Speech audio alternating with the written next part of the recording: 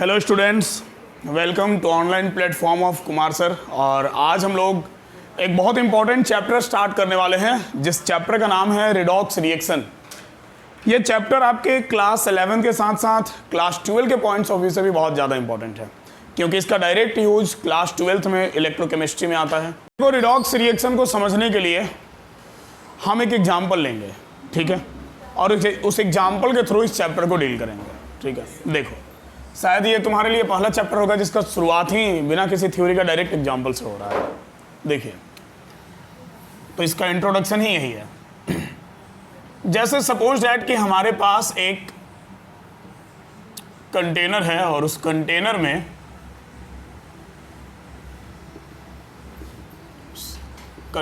में हमारे पास कुछ एक्वस सॉल्यूशन है किसी इलेक्ट्रोलाइट का, ठीक है।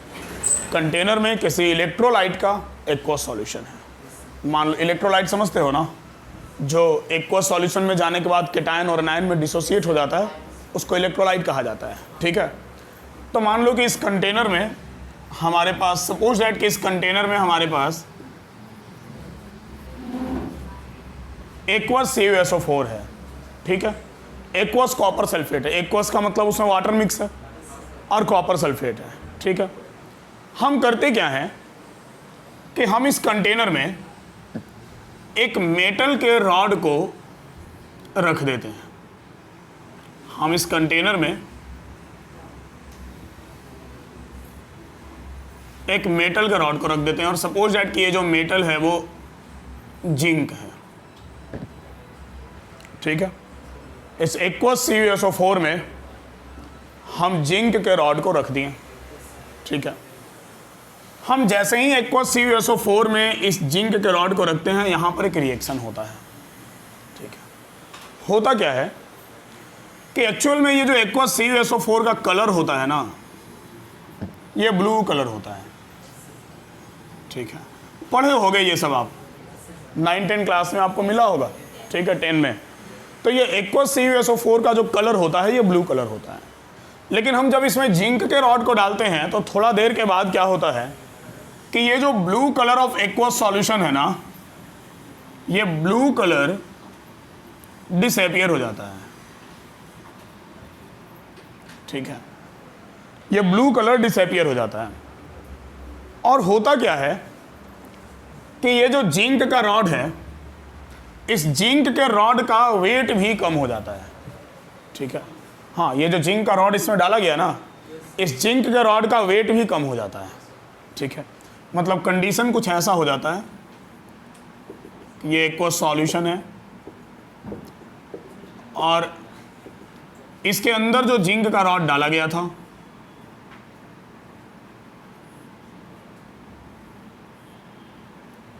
अब वो जिंक के रॉड का जो वेट है वो कम हो गया। मतलब वो जिंक का जो रॉड है वो धीरे धीरे गलने लगा। क्लियर है सर? आखिर ऐसा हुआ क्या?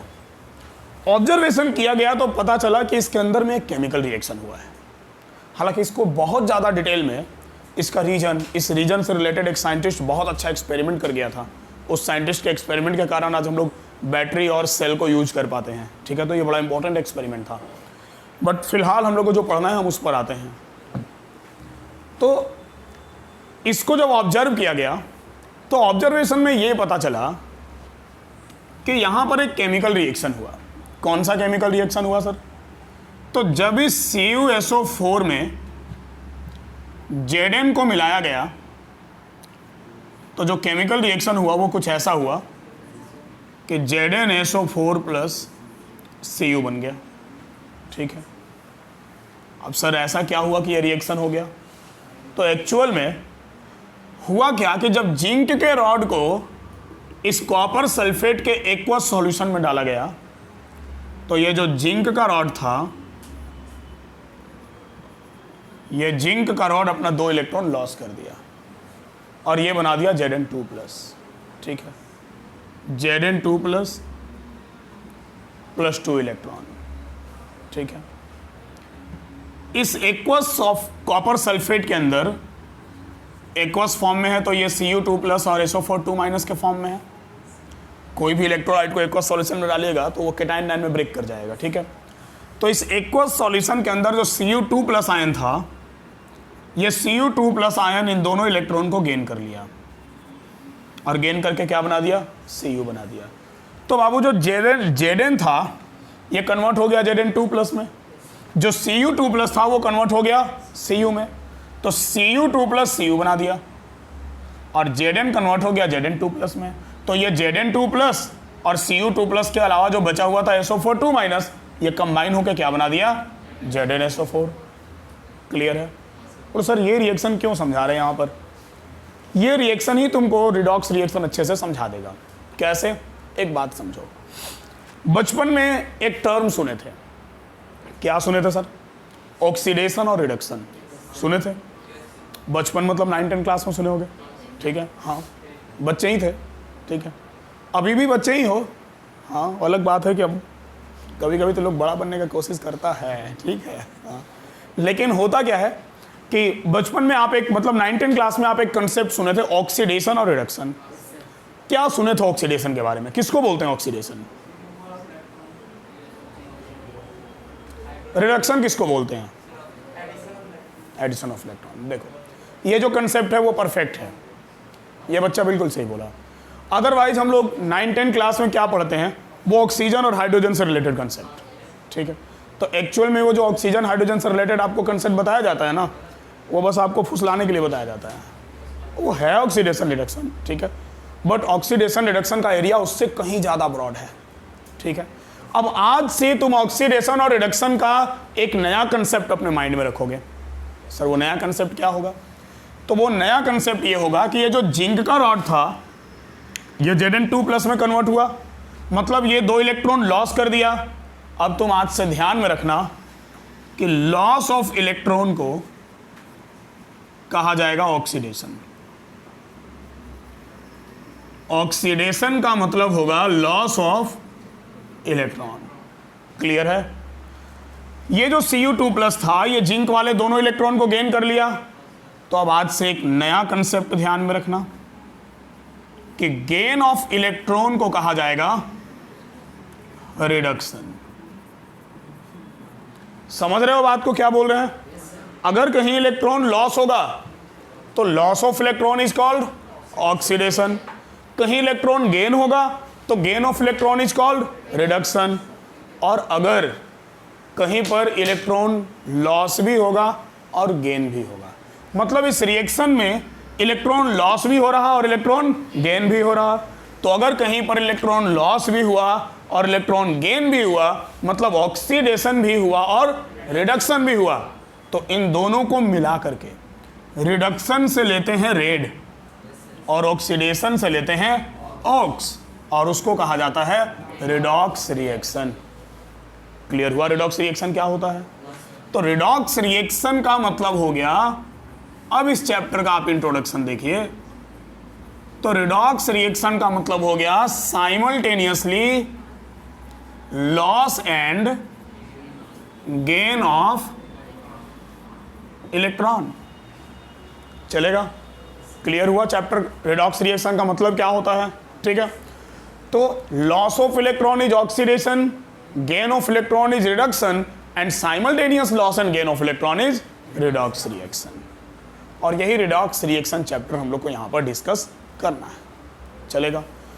इस चैप्टर में थोड़ा छोटा छोटा टर्मिनोलॉजी ज़्यादा मिलता है, वो सारा टर्मिनोलॉजी दिमाग में शुरुआत में ही आज के क्लास में ही क्लियर कर लेंगे ना, ठीक है? वैसे आज का क्लास तो लंबा जाने वाला है, तो आज हम उससे आगे भी बढ़ जाएंगे, बट वो छोटा छोटा जो भी टर्म है, oxidation, reduction, oxidising agent, reducing agent, ये सारा टर्म हम लोग आज क्लियर कर लेंगे अभी ना, तो चैप्टर पढ़ने में मजा आएगा, ठीक है?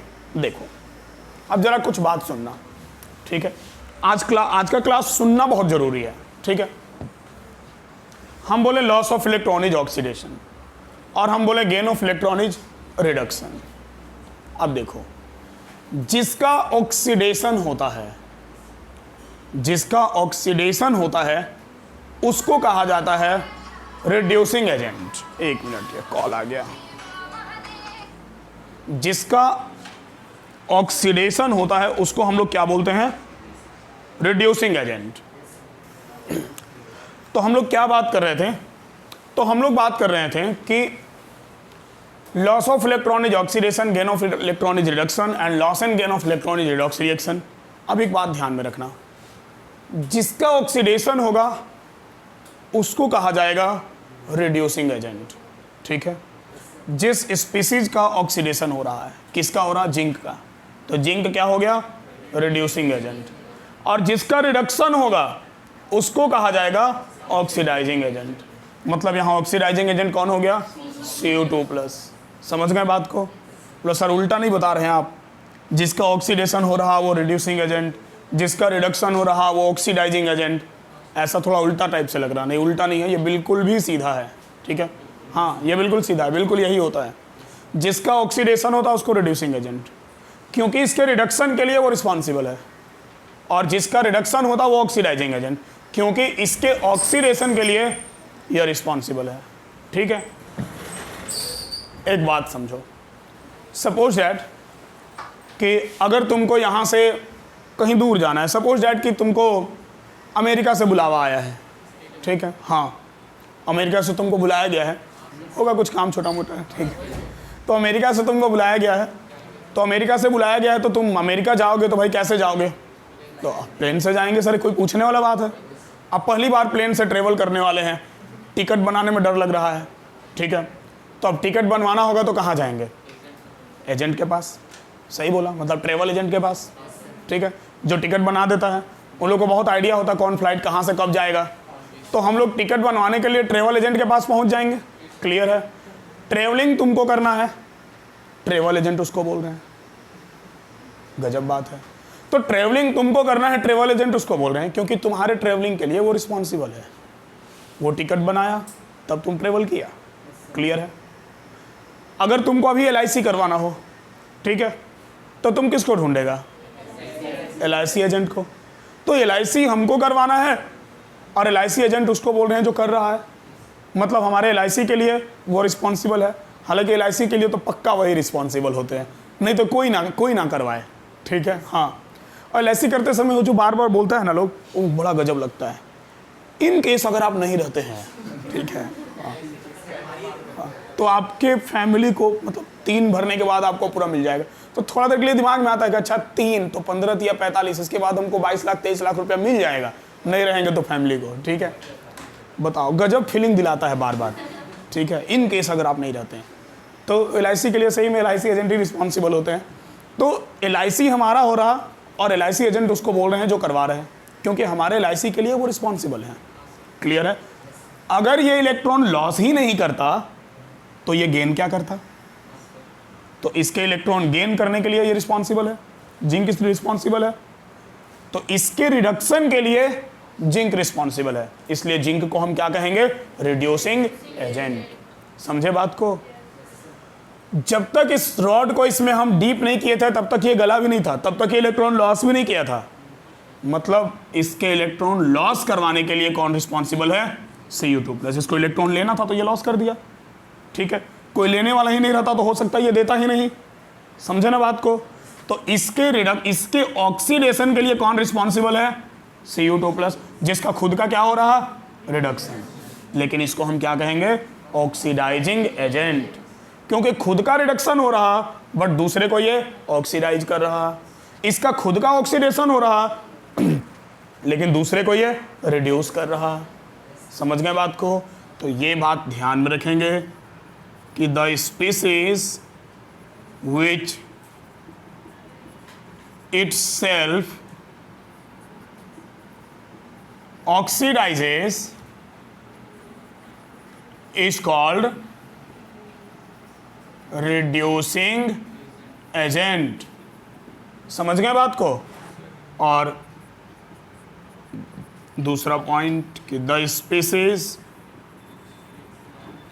which itself reduces is called oxidizing agent। समझ गए बात को? यही है ओवरऑल चैप्टर का इंट्रोडक्शन। ये टर्म क्लियर रहेगा, चैप्टर पढ़ने में मजा आएगा। ठीक है, तो एक बार जरा इसको बोल बोल के हम लोग अच्छे से दिमाग में रख लें। ठीक है, तो लॉस ऑफ इलेक्ट्रॉन को क्या कहा जाएगा? Oxidation. Gain of electron is reduction, और अगर कहीं लॉस और गेन एक साथ होता है तो उसको क्या कहेंगे, रिडॉक्स रिएक्शन। क्लियर है? जिसका खुद का ऑक्सीडेशन होगा उसको क्या कहा जाएगा, रिड्यूसिंग एजेंट, और जिसका खुद का रिडक्शन होगा उसको क्या कहा जाएगा, ऑक्सीडाइजिंग एजेंट। इतना क्लियर है? हाँ, तो इसको नोट कीजिए, फिर आगे बढ़ते हैं।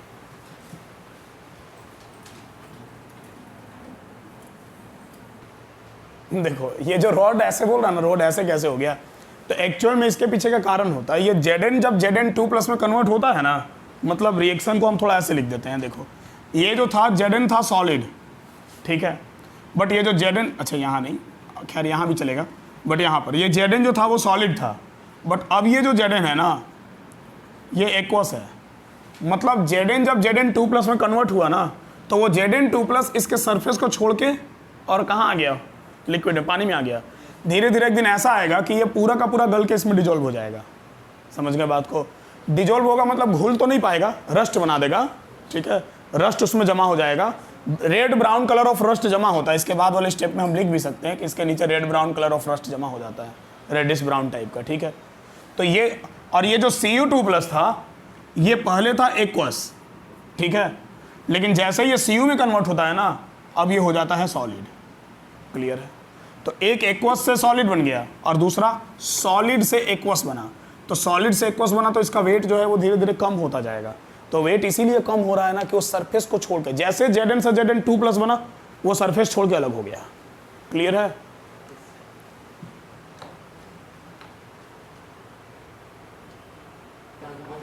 हाँ चलो ये नोट कर लिए, आगे बढ़ा जाए। अब हम लोग इसमें जो सबसे पहला कंसेप्ट स्टार्ट करेंगे वो कंसेप्ट होगा हमारा ऑक्सीडेशन नंबर का, जिसको ऑक्सीडेशन नंबर या ऑक्सीडेशन स्टेट कहा जाता है, ठीक है। अब इससे रिलेटेड क्या होगा ना कि अभी पढ़ लेने से आप अगर रिसेंटली बॉन्डिंग या पीरियोडिसिटी पढ़े हैं उसमें भी कुछ मदद मिल जाएगा, ठीक है। और उसको पढ़ने से थोड़ा इसमें तो हेल्प मिलेगा ही मिलेगा, क्योंकि ऑक्सीडेशन नंबर में वैलेंस इलेक्ट्रॉन वगैरह का थोड़ा ज़रूरत पड़ता है, ठीक है, बट ज़्यादा नहीं।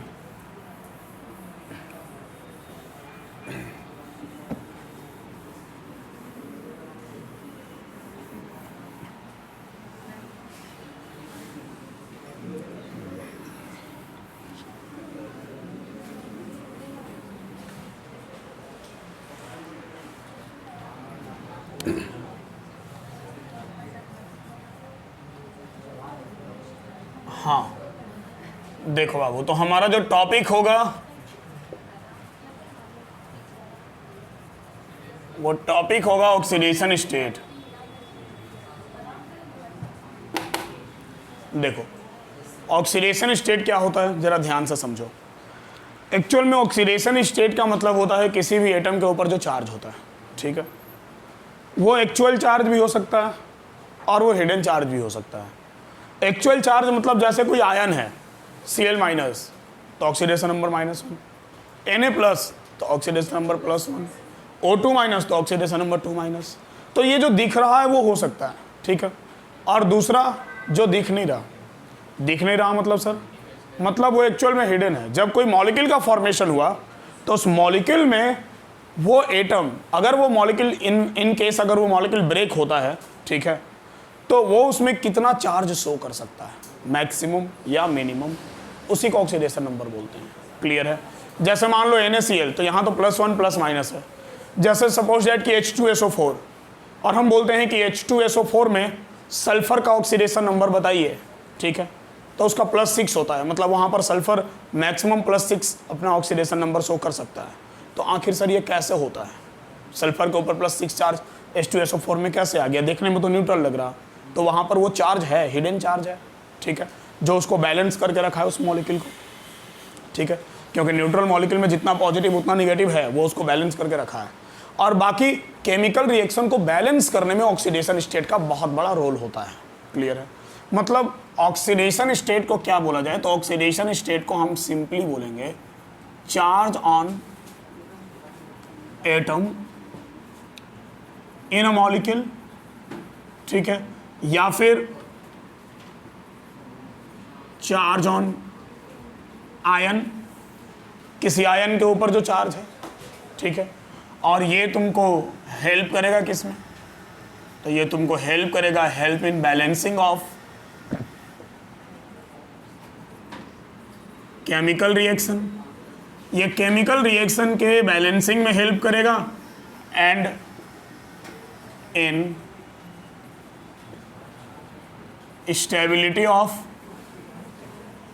मॉलिक्यूल। ये मॉलिक्यूल्स वगैरह को स्टेबल बना के भी रखने में हेल्प करता है। अब कैसे करता है, क्या करता है, सब देखेंगे, बट सबसे पहले हम लोग जरा ऑक्सीडेशन नंबर निकालना सीख जाए। ठीक है, हम लोग ये सीख लें कि ऑक्सीडेशन नंबर किसी मॉलिक्यूल में, किसी एटम का ऑक्सीडेशन नंबर कैसे निकालेंगे। ठीक है, देखो जरा, उसके लिए तुमको कुछ रूल याद रखना पड़ेगा। रूल मतलब वैसा रूल जो एटम का, बहुत सारे वैसे एटम हैं जिनका ऑक्सीडेशन नंबर फिक्स होता है। ठीक है, तो एक्चुअल में ऑक्सीडेशन नंबर में एटम फिक्स होता है ना, वो फैक्ट है। जैसे सोडियम, तो ऑक्सीडेशन नंबर मिलेंगे +1, तो फैक्ट है कि +1 ही होगा, क्योंकि आपको पता है सोडियम एक इलेक्ट्रॉन लॉस कर देगा, तो लॉस करने के बाद उसका ऑक्सीडेशन नंबर +1 हो जाएगा और वो स्टेबल हो जाएगा, आउटर ऑर्बिट में 8 इलेक्ट्रॉन हो जाएगा। समझ रहे हो बात को? तो बहुत सारे वैसे मॉलिक्यूल हैं जिनका फैक्ट है कि हाँ ये इतना लॉस करेंगे ही करेंगे, या इतना गेन करेंगे ही करेंगे, फिक्स है। तो वो जो फिक्स है वो याद रखना पड़ेगा, और जिसका फिक्स नहीं है वो कैलकुलेट करना होगा। क्लियर है? तो किसका किसका फिक्स है जरा वो देखा जाए। सबसे पहले मतलब हम rules to calculate oxidation state, ध्यान से पढ़ेंगे बाबू, बात नहीं करेंगे।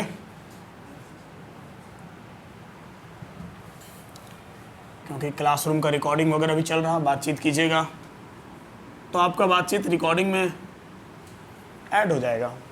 ठीक है, फिर जो बच्चा लोग सुनेगा, लोग बोलेगा कि सर का क्लास में कितना बच्चा लोग बात करता है। ठीक है, पीछे वाला का तो रिकॉर्ड नहीं होगा, आगे वाले का हो जाएगा। ठीक है, तो ये नहीं बोलेगा बात करता है, बोलेगा सर कितना बात करती है। खैर ये तो कोई मैटर ही नहीं हुआ, क्योंकि जहाँ करती है, जहाँ ती है वहाँ तो बात होगा ही होगा। ठीक है, समझे बात को? ये लोग नहीं समझी। अच्छा, एक कहानी सुनाएंगे तुम लोग को। ठीक है, पहले जरा समझ लो, उसके बाद एक कहानी सुनाएंगे। ना ऑन रिकॉर्ड नहीं सुना सकते हैं। ठीक है, ऑन रिकॉर्ड सुनाएंगे तो मतलब उससे कोई समस्या नहीं है, एंटरटेनमेंट वाला ही कहानी है थोड़ा सा, लेकिन फिर भी ऑन रिकॉर्ड सुनाएंगे तो कहीं दिक्कत हो जाएगा तब, इसलिए अभी थोड़ा इसको पढ़ा देते हैं, उसके बाद रोक के कहानी सुनाएंगे। ठीक है, हाँ देखो, तो rules to calculate oxidation state में सबसे पहले फॉर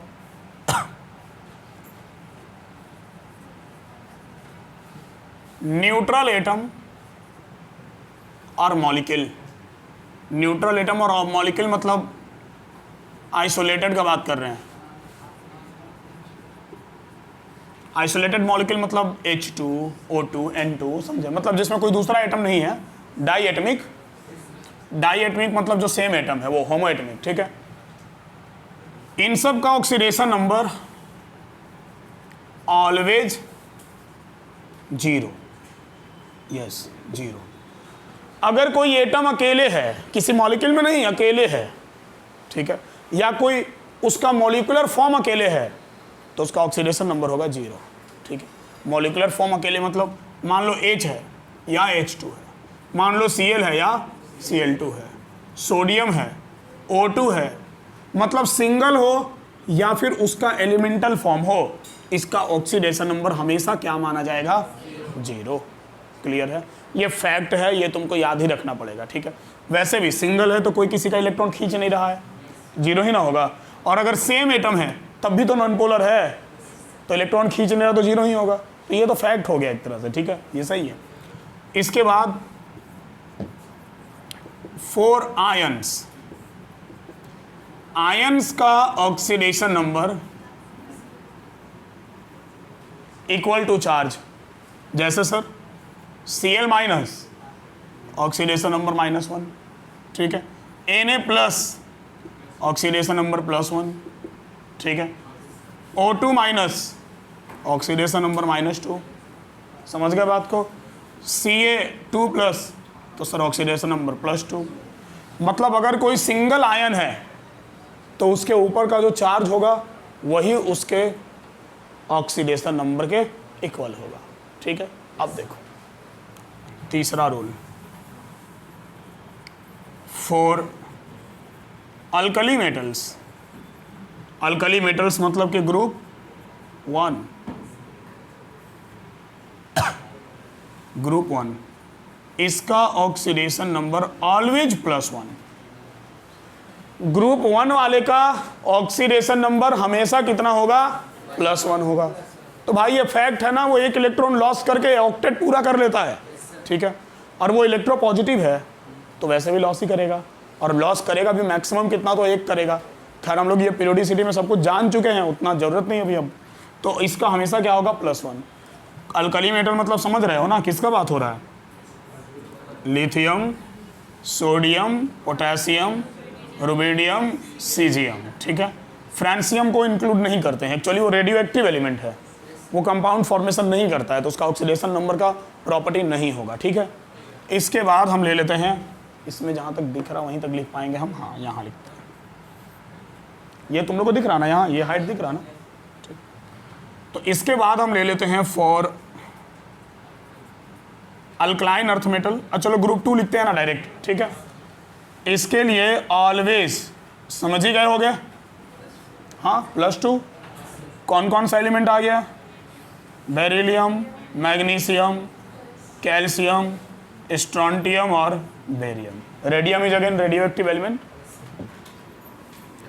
आप लिखिए या नहीं लिखिए, मतलब मन हो तो लिख के आप ऐसे ऐसे ऐसे ऐसे कर सकते हैं, कोई दिक्कत नहीं है। ठीक है, रेडियो एक्टिव दिखा सकते हैं। इसके बाद बाबू कोई पूरा ग्रुप नहीं है जिसका फिक्स ऑक्सीडेशन नंबर हो। ठीक है, तो पूरा ग्रुप नहीं है तो क्या है सर? एटम है। कौन सा एटम? फ्लोरीन। हाँ, औकात है किसी का कि इसका इलेक्ट्रॉन कोई खींच ले। ठीक है, जानते ही हो।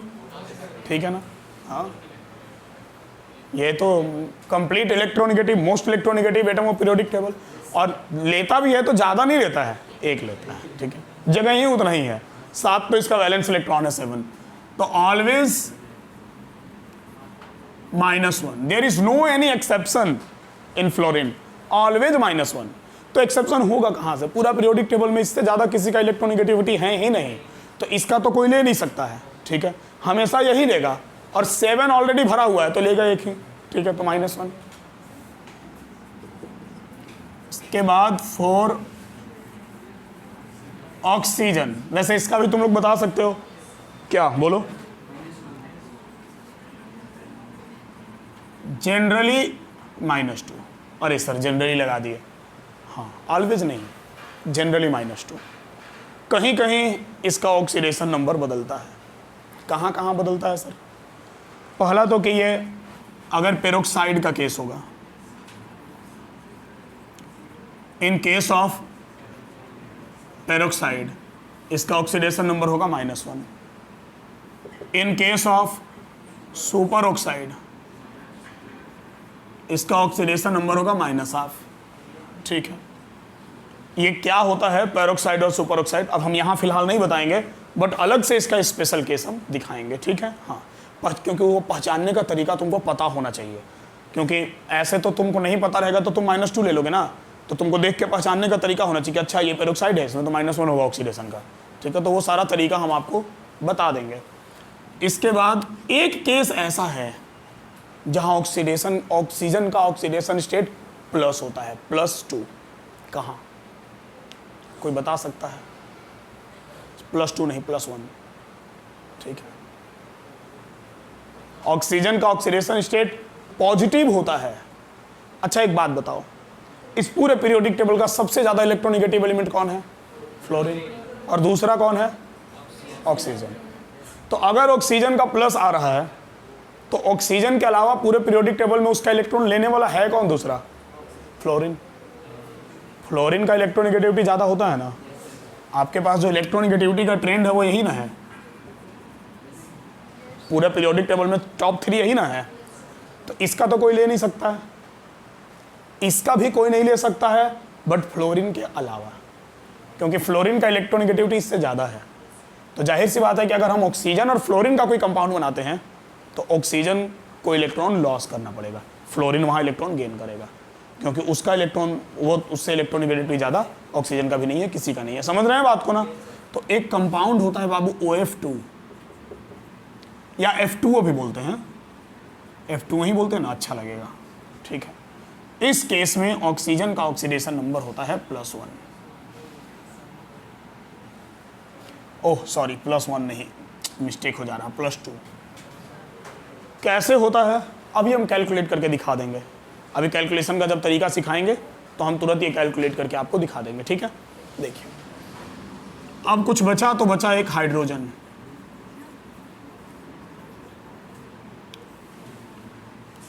हाइड्रोजन का कितना होगा? हाइड्रोजन का ऑक्सीडेशन नंबर कितना हो सकता है? +1, ठीक है। But generally +1। आप हमेशा H+ देखते हैं, H- तो रेयरली देखते हैं। हो सकता है आप देखे भी ना हो, बट रेयरली देखते हैं। कहाँ देखा जाता है? In case of metal hydride with alkali metal. Alkali metal के साथ में ये कंबाइन होकर कुछ हाइड्राइड का फॉर्मेशन करता है। अब अल्कली मेटल के साथ ये कंबाइन होकर हाइड्राइड बनाएगा, और अल्कली मेटल का फिक्स है +1। ये फिक्स है, कोई फैक्ट नहीं है, मतलब ये फैक्ट है कि फिक्स है +1। किसका? अल्कली मेटल का। तो अगर इसका फिक्स है +1 तो इसके साथ वाले का ऑटोमेटिक -1 हो जाएगा, ठीक है। मतलब in case of hydride,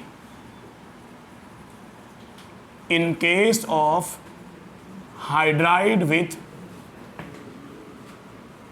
alkali it is -1। जैसे NaH, LiH, KH, इन सब में इसका -1 होगा, ठीक है। सर हम लोग निकालेंगे कैसे, जरा ये भी बता देते हैं। चलो शुरुआत यहीं से कर देते हैं, क्योंकि रूल हो गया, ठीक है।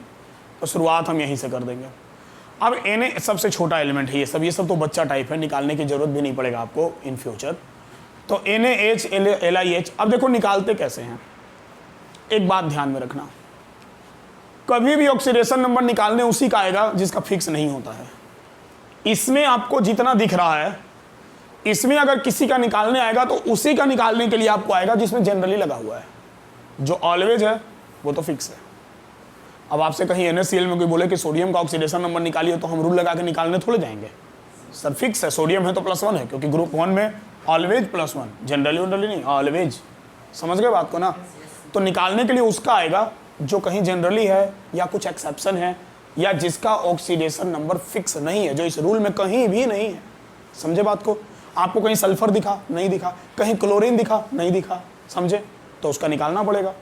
अब देखो NaH, अब सर ये तो ऐसा है कि दोनों का दोनों रूल में है सर, H यहाँ है और Na यहाँ है। तो भाई एक ऑलवेज वाला है और एक जनरली वाला है।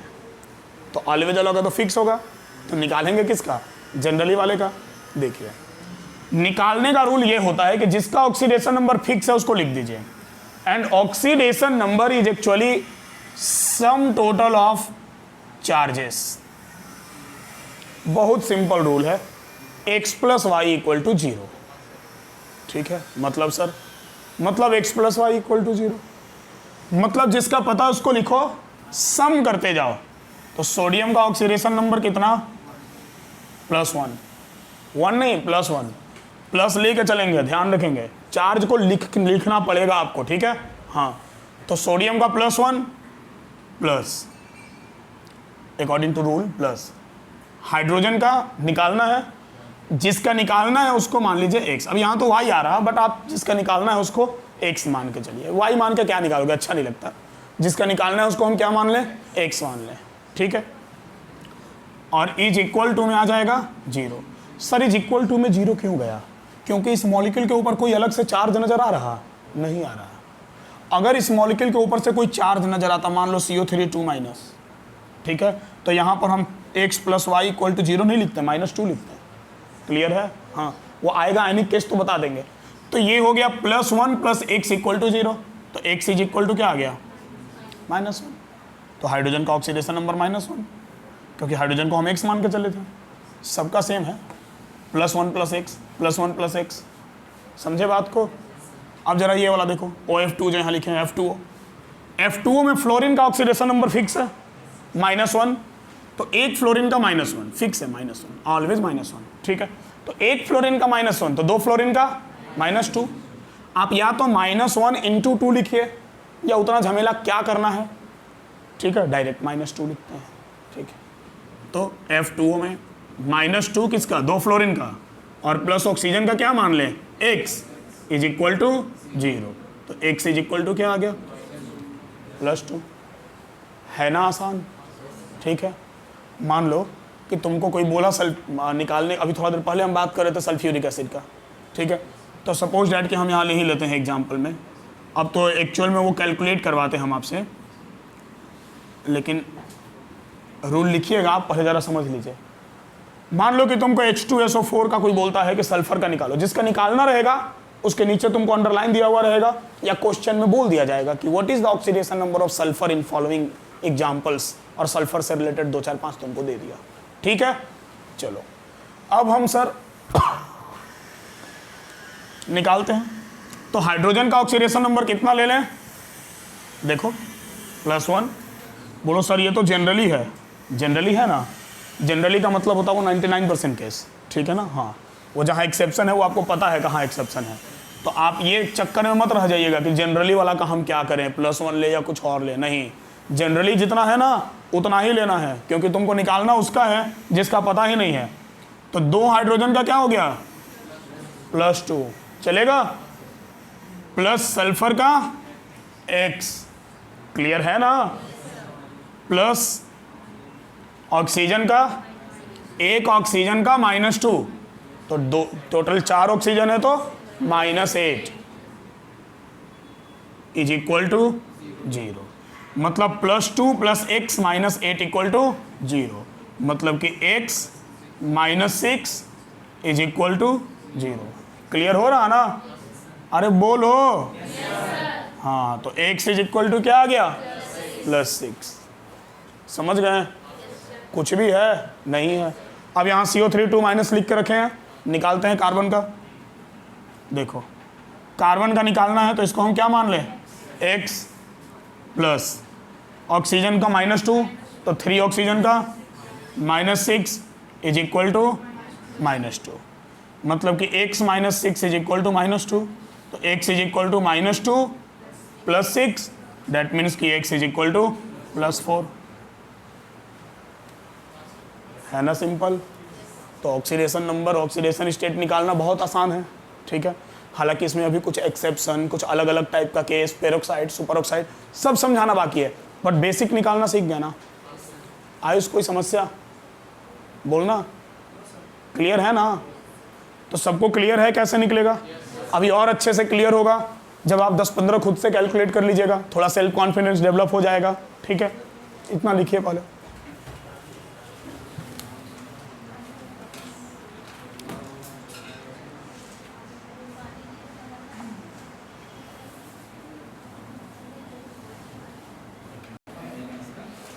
हो गया, आगे बढ़ा जाए, मिटा दें इसको।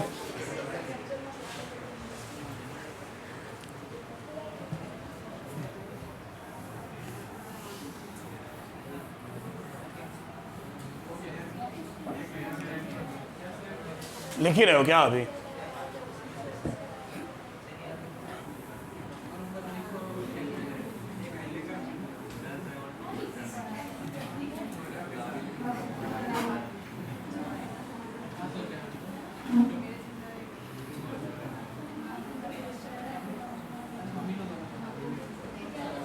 चलो कुछ क्वेश्चन देते हैं बनाने के लिए, ठीक है।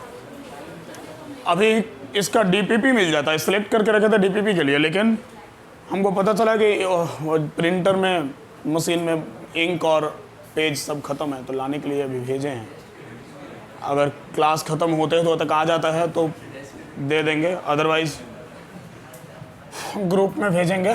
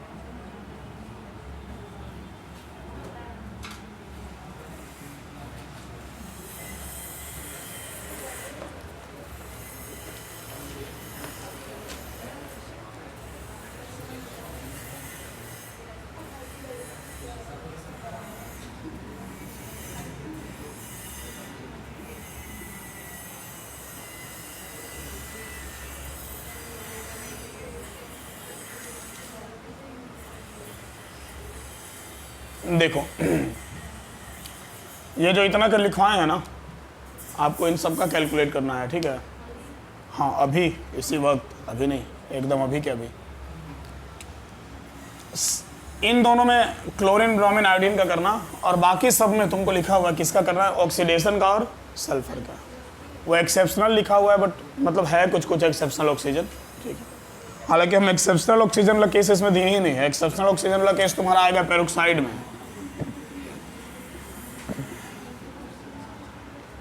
H2O2 में O2 का निकाल लेना, Na2O2 में दे देते हैं। तो इन सब का ऑक्सीडेशन स्टेट आप अभी निकालेंगे। ये 19 क्वेश्चन है, बट हमको लगता है कि 19 क्वेश्चन में 9 मिनट भी नहीं लगेगा, क्या तुरंत तुरंत बन जाएगा। तो आप बनाइए इसका। हाँ एक बात और बता दें, ध्यान देना कि जहाँ पर तुमको ये H2, मान लो यहाँ H2 है, तो H2 का निकालना होगा, ठीक है। तो आप उसके लिए 2x कंसीडर करेंगे, समझ रहे हैं ना। मतलब +2, 2 हाइड्रोजन का +2 प्लस 2x, क्योंकि 2 सल्फर है, और -14 उस अकॉर्डिंग। मतलब जहाँ पर एक से ज़्यादा वो एलिमेंट है तो 2 है तो 2x, 3 है तो 3x, वैसे कंसीडर करेंगे, ठीक है। बट निकालेंगे x, ठीक है। फाइनली वो x इक्वल टू वो डिवाइड कर देंगे। समझ गए होगे, हाँ सॉल्व करो। और बाकी जो बच्चे नहीं पढ़े और ऑनलाइन ही देख रहे हैं, वो ऑनलाइन वाले बच्चे अभी वीडियो पॉज करके और नोट कीजिए, मतलब बनाइए। हालांकि वीडियो हम ही पॉज कर देते हैं, आप आराम से बनाइए, क्योंकि अब आप जैसे ही चालू कीजिएगा आपको डायरेक्ट इसका सॉल्यूशन करते हुए हम मिलेंगे। चलो देखा जाए किसका क्या आया। H2SO3 +4 सल्फर का +6 -2 0, क्योंकि उसका मॉलिक्यूलर फॉर्म है तो 0 ही होगा। इसके बाद SO2 सल्फर का +4 +6 -2, हाँ +4 -2 -1, बेरियम का निकाले हो ना, ठीक है। +6 सल्फर का आया ना ये सब, एकदम सही है।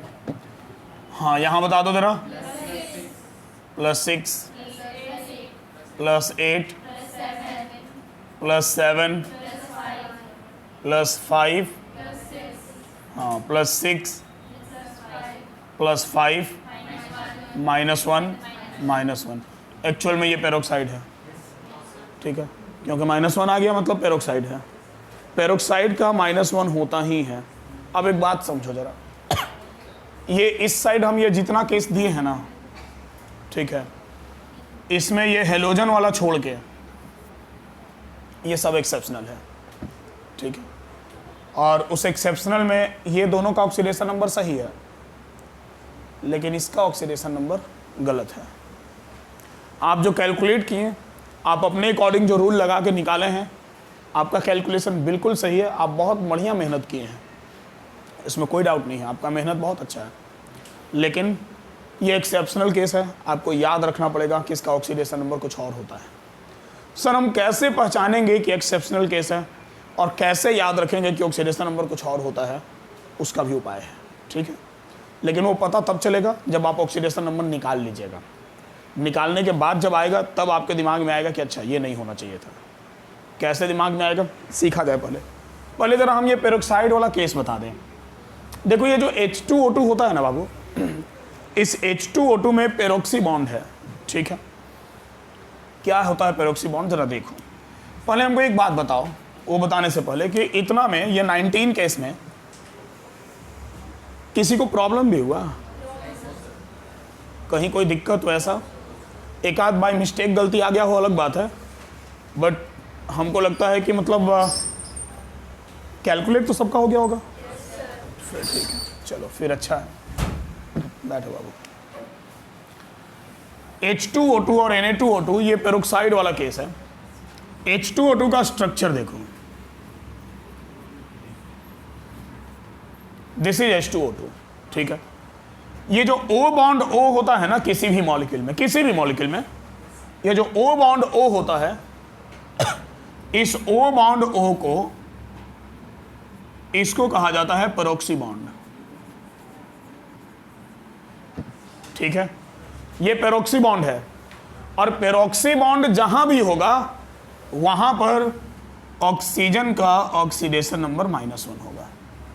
इन दोनों ऑक्सीजन का ऑक्सीडेशन नंबर यहां पर -1 होगा। 2x = -2, तो x = -1, ऐसा आप कैलकुलेट किए होंगे, ठीक है। तो ये -1 और -1 होगा।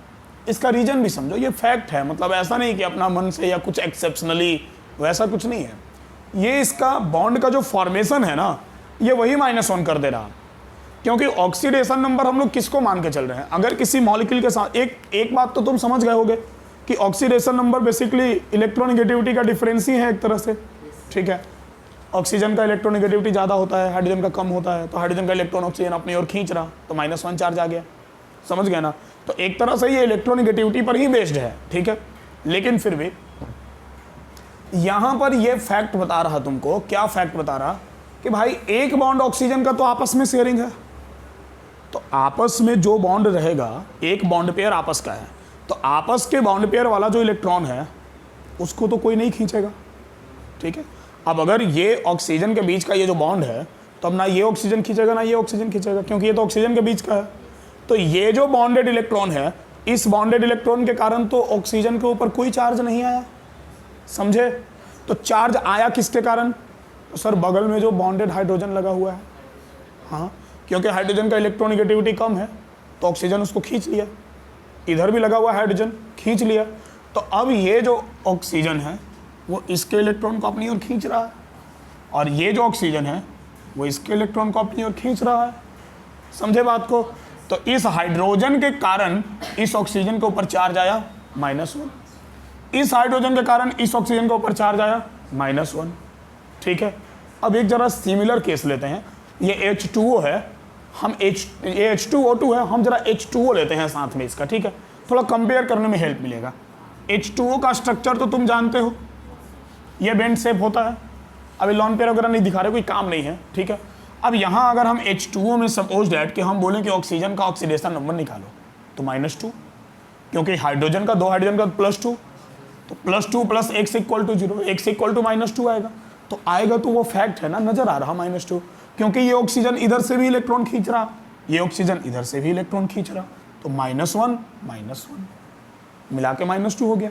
लेकिन ये ऑक्सीजन एक तरफ से खींच रहा, लेकिन दूसरा तरफ से तो ये आपस वाला शेयरिंग है ना, तो आपस वाला शेयरिंग वाला इलेक्ट्रॉन, अब ये वाला इलेक्ट्रॉन भला कौन खींचे, समझे बात को।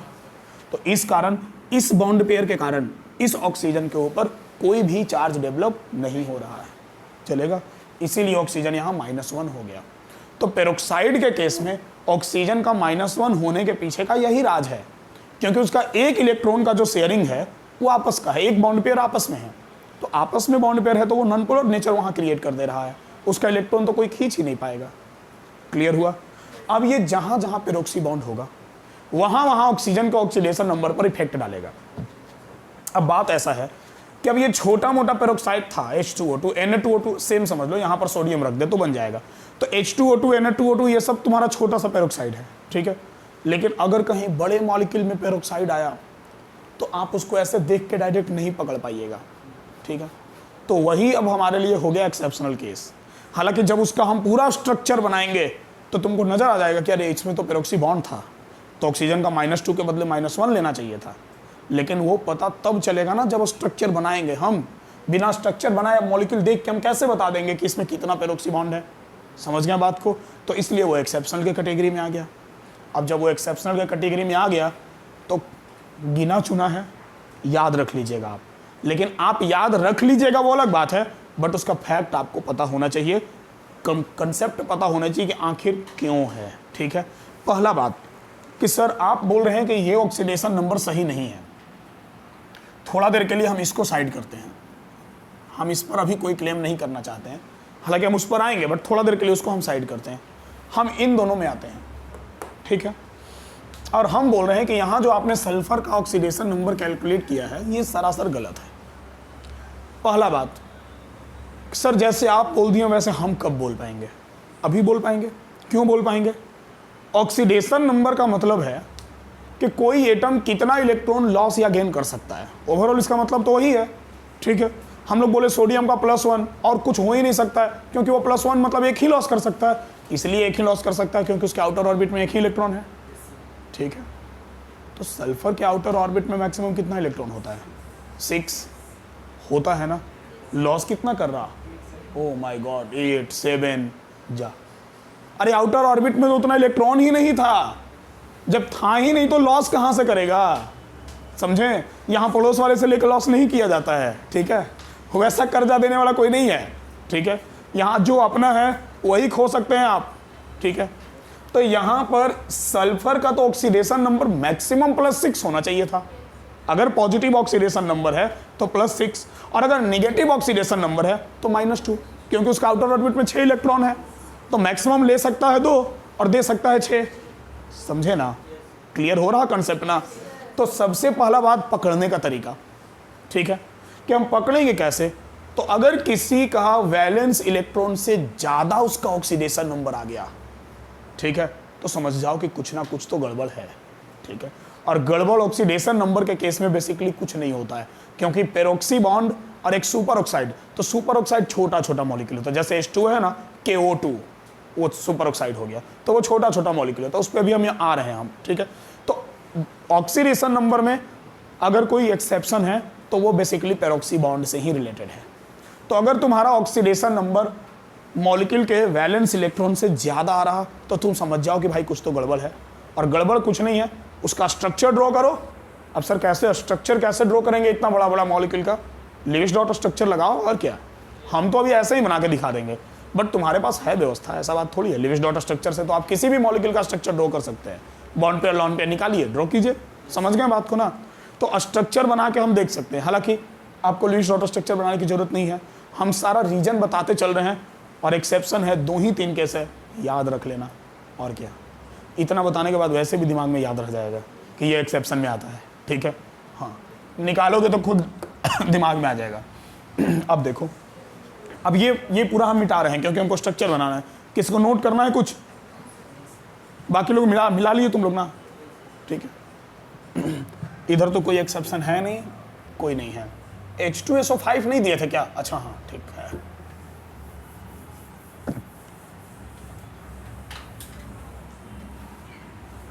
ये मिटा दे रहे हैं, यहां तक का कोई एक्सेप्शन नहीं है। और ये तुम्हारा पेरोक्सी था जो यहां हम बना दिए हैं।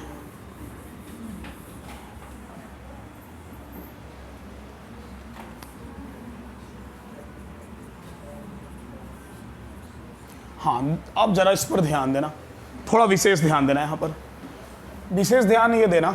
चलो हम जरा H2SO5 का पहले स्ट्रक्चर बना ले, ठीक है। देखो H2SO5 होता क्या है? सेंट्रल एटम सल्फर हो गया, तो सेंटर में हम सल्फर को रख दें, और इसका जो स्ट्रक्चर होता है कुछ ऐसे होता है।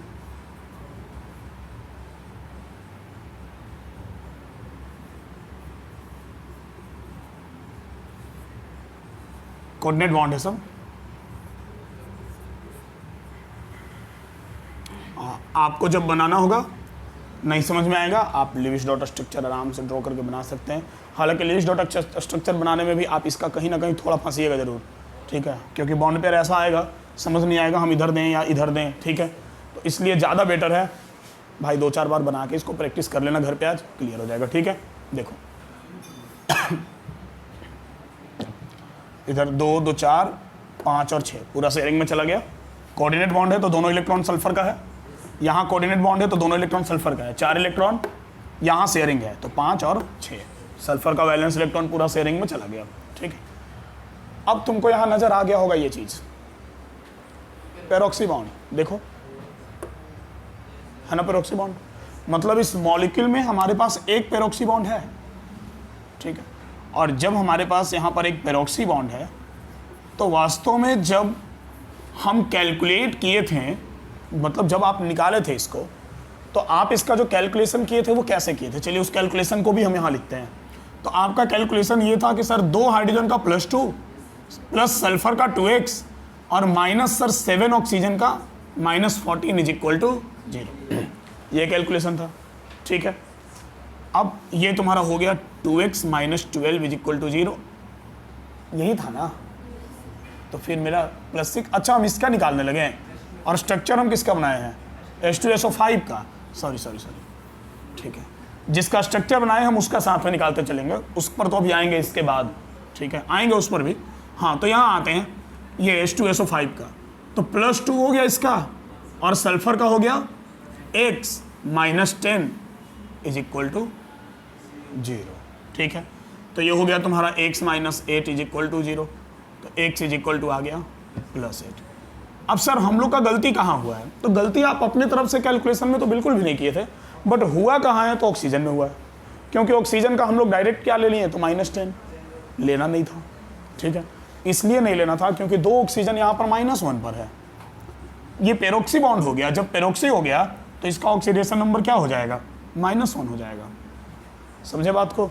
तो 2 ऑक्सीजन यहाँ -1 पर था, तो टोटल ऑक्सीजन है 5 में 2 -1 पर था और 3 -2 पर था। तो अब जब कैलकुलेशन करेंगे तो जितना होना चाहिए उतना आएगा, ठीक है। इसका साफ साफ हमको तो +6 नज़र आ रहा है, बट आप कैलकुलेट हम लोग करके देख लेते हैं, ठीक है। अब इसका जो कैलकुलेशन होगा, ये जो हमारे पास स्ट्रक्चर रहा, अब इसका कैलकुलेशन में ये 2 -1 हो गया और बाकी ये 3 क्या हो गया तुम्हारा, -2, ठीक है। थोड़ा अलग ही देना, ऐसा ना लगे कि इसके ऊपर चार्ज दिया हुआ है, ठीक है।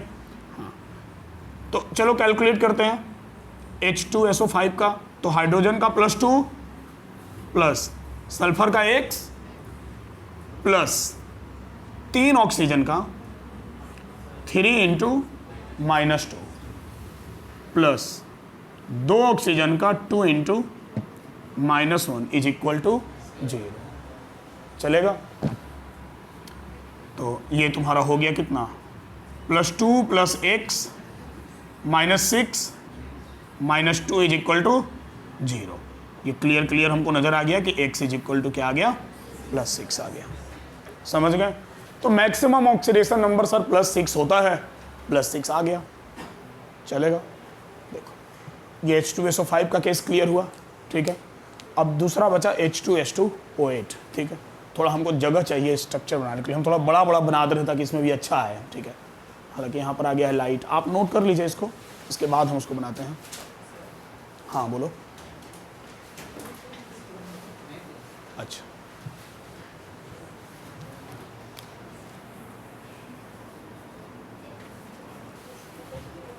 देखो अब इसके बाद जरा हम स्ट्रक्चर लेते हैं H2S2O8 का।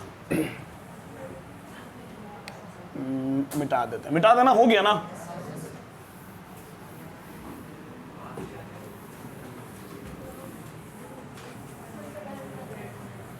जब हम H2S2O8 में आएंगे ध्यान दीजिएगा, तो H2S2O8 का आप जो कैलकुलेट किए पहले हम उस पर आते हैं। तो sir +2 plus 2x minus 16 is equal to 0, यही ना किए हो। इसका +2 ले लिया, H2 का 2x और एक ऑक्सीजन का -2, तो 8 का -16, तो ये तुम्हारा हो गया 2x minus 14 is equal to 0, x is equal to तुम्हारा +7 आ गया, ठीक है। अब आते हैं इसका स्ट्रक्चर पर। इसका जो स्ट्रक्चर होता है, 2 सेंट्रल एटम है, बाई न्यूक्लियर है ये, सेंट्रल एटम में इसका 2 मॉलिक्यूल आएगा, और O8 है।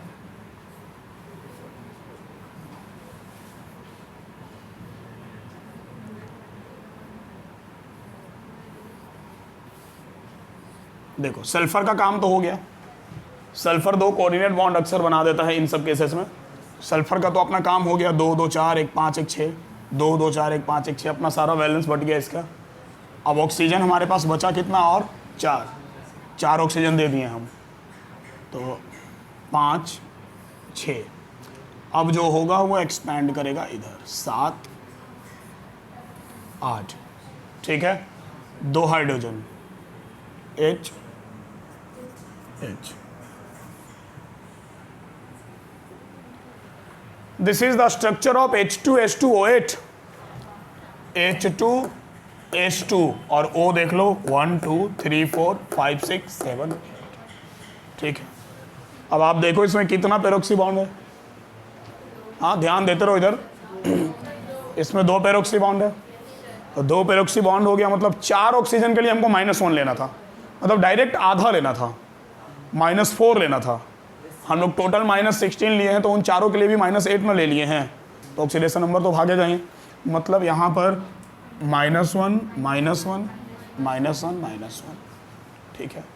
मतलब 2 इंटू -4 इंटू -2 एंड 4 इंटू -1। समझ रहे हो बात को?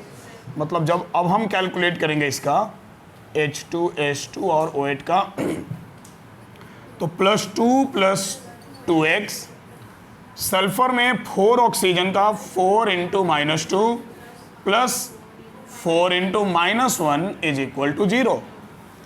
तो +2 + 2x -8 -4 इज इक्वल टू 0। तो बाबू +2 + 2x -12 is equal to 0, 2x -10 is equal to 0, तो x इज इक्वल टू आ गया +5। ठीक है। मतलब ये तो अपना पूरा का पूरा बैलेंस लॉस भी नहीं कर रहा, ठीक है, एक बचा के रख रहा, एक्चुअल में बचा के रख नहीं रहा, बच जा रहा। क्यों बच जा रहा? ध्यान से देखो, यहां पेरोक्सी बॉन्ड है ना, यहां हमारा पेरोक्सी बॉन्ड है, यहां भी पेरोक्सी बॉन्ड है, तो ये पेरोक्सी बॉन्ड में -1 क्यों आ रहा? इसलिए आ रहा क्योंकि आपस में इलेक्ट्रॉन कहीं कोई खींच नहीं पा रहा। भले पेरोक्सी बॉन्ड सल्फर में नहीं होता है, बट कारण तो कुछ वही है। ठीक है, -2 -2 -1 ठीक है, लेकिन इस इलेक्ट्रॉन को कोई कहाँ ले जाएगा? ये जो शेयर्ड इलेक्ट्रॉन है इसका, आपस वाला इलेक्ट्रॉन तो ना ये खींचेगा ना ये खींचेगा, तो ये तो बचा रह जा रहा। अब बाकी ऑक्सीजन जो है वो इससे इलेक्ट्रोनिगेटिविटी, इसका ऑक्सीजन का इलेक्ट्रोनिगेटिविटी ज़्यादा है, तो -2 -2 -4 और -1 -5 ठीक है। तो माइनस मतलब इसके लिए माइनस, तो इसके लिए तो प्लस ना, -2 इसके लिए ना -2, इसके लिए तो +2, वो तो खींच रहा ना, समझे ना बात को? +5 इधर हो गया, +5 इधर हो गया। इस ऑक्सीजन के ऊपर जो माइनस है वो तो हाइड्रोजन के कारण है, इसके ऊपर जो माइनस है, इसके ऊपर जो माइनस है वो हाइड्रोजन के कारण है, ये माइनस सल्फर के कारण और ये माइनस सल्फर के कारण। क्लियर है पूरा?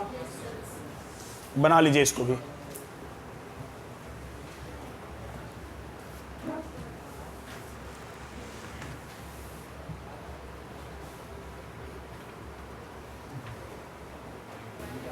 देखो जरा एक स्ट्रक्चर और देख लो, क्लियर है ना ये?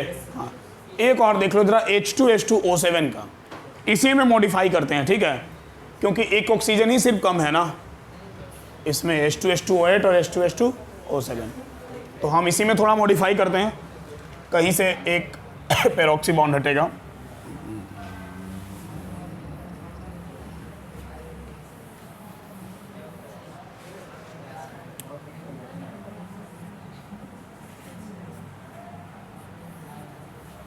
हाँ ध्यान देना इधर,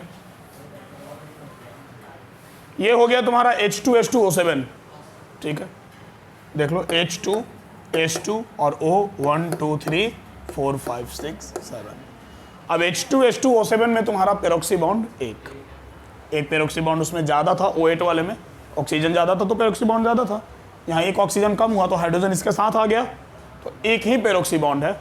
तो जब एक पेरोक्सी बॉन्ड है तो 2 ऑक्सीजन यहाँ पर चला जाएगा -1 पर, ठीक है। तो अब जो हमारा कैलकुलेशन होगा वो कैलकुलेशन कुछ ऐसा होगा कि +2 2 सल्फर का, ठीक है, और +2x। अब ऑक्सीजन में ध्यान देना, इधर देख लो, बाद में लिखना, बोर्ड लेके हम नहीं भागेंगे, यही रहेगा। तुमको 2 ऑक्सीजन का -1 लेना है और 1 2 3 4 5 ऑक्सीजन का -2 लेना है। 5 into -2 plus 2 into -1 is equal to 0, ठीक है। +2 + 2x -10 -2 इज इक्वल टू 0। तो 2x minus 10 is equal to 0, 2x is equal to plus 10, तो x इज इक्वल टू आ गया +5। समझें?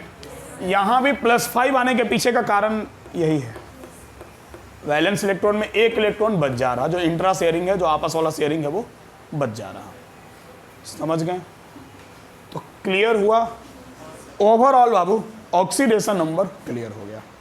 अब तुम हाँ, एक सुपर ऑक्साइड वाला बच गया, कोई बात नहीं, अभी अगले सेशन में बता देते हैं उसको, ठीक है।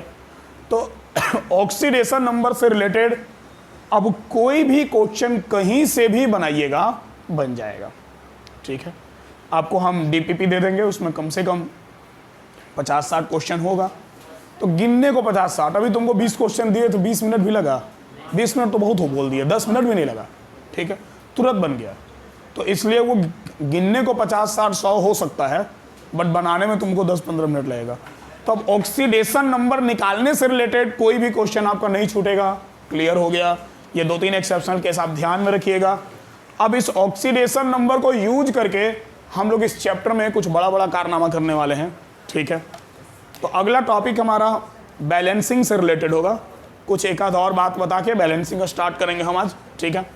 तो अभी वाले सेशन में हम लोग इतना ही रखेंगे, बट कुछ गैप देकर के आपको हम और फिर अभी स्टार्ट करते हैं, ठीक है। हाँ, तो बच्चों जो ऑनलाइन में है, ये ऑक्सीडेशन नंबर का फर्स्ट लेक्चर है, आप इसको अच्छे से देखिए और ऑक्सीडेशन नंबर कैलकुलेट करना आप पूरी तरह से सीख गए होंगे, ठीक है। फिर वापस इसी टी शर्ट में, इसी बोर्ड पर, क्योंकि जस्ट अभी तुरंत हमको फिर से आना है यहाँ, तो आते हैं, लेकिन आपके लिए वो दूसरा लेक्चर होगा, तो आप उसको भी देख लीजिएगा, अच्छे से क्लियर कर लीजिएगा। कोई प्रॉब्लम हो तो डिस्क्रिप्शन में बहुत सारा कुछ दिया हुआ है, आप वहाँ से हमसे कांटेक्ट कर सकते हैं। Thank you.